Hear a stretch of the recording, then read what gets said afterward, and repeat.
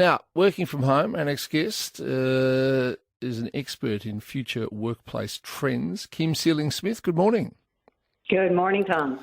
Well, I mean, I assumed that when the pandemic sort of finished that working from home would sort of go with it. You know, it would be like an historical thing like lockdowns, but it seems that people like it. Oh, absolutely. Yeah, no, it is the way of the future. But, I mean, I get that, you know, the commute is something that people hate, but really, I mean, 92% of CBD workers are now doing at least 1 day a week, it seems, working from home. I find that astonishing. Well, you know, it's not something that was brought in from the pandemic. This is a trend that's been building for at least the last 2 decades. The pandemic just accelerated it, and it proved the case.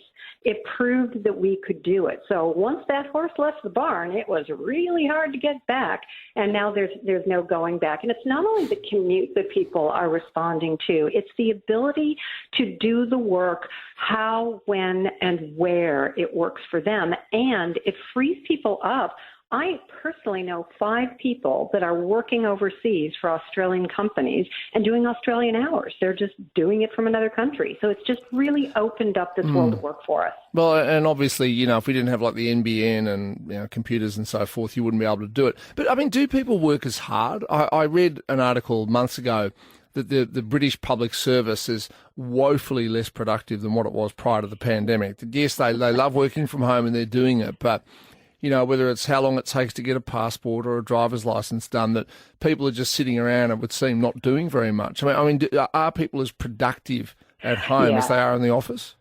You know, there are studies, there are mixed results. So you pick and choose. But the vast majority of credible studies, and I would actually kind of question how productive are the British public servants anyway, even if they're working from the office? I didn't say that. But the studies, the credible studies overwhelmingly show that people are actually more productive at home. Now, what has to happen is leaders have to change the way that they lead. They have to lead by managing on outcomes, not time at the desk or duties and responsibilities. And that's a big paradigm shift. But once that paradigm shift is made, once people understand that they are on the line to producing output, and then they get the flexibility to do it where, when, and how works for them, then it's a win-win situation for both. Productivity goes up, and you know what? So does well-being. Okay. The final question, don't people miss coming into the office? Like, I like coming into 3AW every day. I see, you know, my new friends, Ryan and Rebecca and Catherine and Michael and my old friends from my normal show, and, you know, they pretend that they're pleased to see me. I mean, don't people miss that?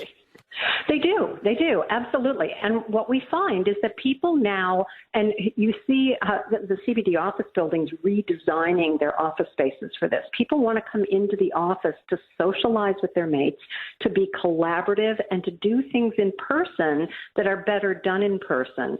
So you design the workplace and the output for where it's best done, and you give people a choice.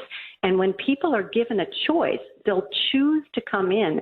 When people are demanding, when leaders are demanding that they come in a certain number of days a week, they'll resist you. So give them the choice, they'll take it and they'll come in, because people are social animals. We want to see our mates every day, or not, if not every day, a lot of time.